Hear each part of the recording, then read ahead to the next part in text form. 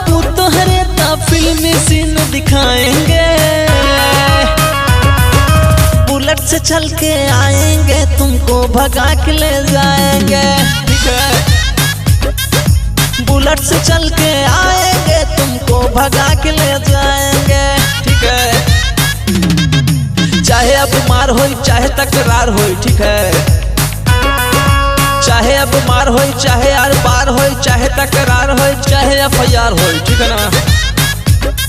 पंचायत कई बार होई भाले तकरार होई, तोहरा घर से हमरा घर से लाठी लाठी मार होई, ठीक है। कोर्ट में जाके हम तोहरा से जान शादी रचाएंगे, सुना। कोर्ट में जाके हम तोहरा से जान शादी रचाएंगे, बुलेट से चल के आएंगे तुमको भगा के ले जाएंगे, ठीक है। बुलेट से चल के आएंगे तुमको भगा के ले जाएंगे, ठीक है।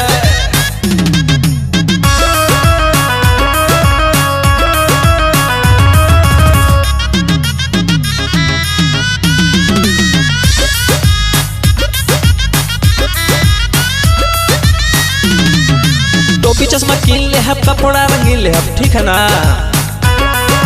टोपी चश्मा कीन ले हब, कपड़ा रंगीन ले हब, तोहरा का वो जाड़ लागी ऊनी कपड़ा कीन ले हब, ठीक है ना। सिनेमा लेके जाएंगे फिल्मी सीन दिखाएंगे, दोनों जाने साथ साथ चाउमीन खाएंगे, ठीक है ना। नया डिजाइन के हम तो के जीन्स टॉप पहनाएंगे, ठीक है। नया डिजाइन के हम तो के जीन्स टॉप दिलाएंगे, बुलेट से चल के आएंगे तुझको भगा के ले जाएंगे, ठीक है। फिल्मी सीन दिखाएंगे तुमको भगा के ले जाएंगे, ठीक है ना।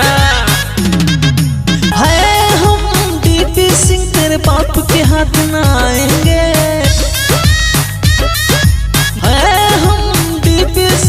बाप के हाथ ना आएंगे,